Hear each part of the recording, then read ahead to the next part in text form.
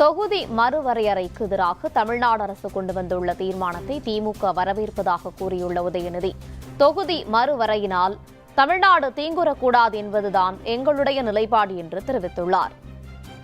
திராவிட முன்னேற்ற கழகத்தை பொறுத்த வரைக்கும் 33% மகளிர் இடஒதுக்கீட்டை நாங்கள் முழுமையாக ஆதரிக்கின்றோம், வரவேற்கின்றோம்.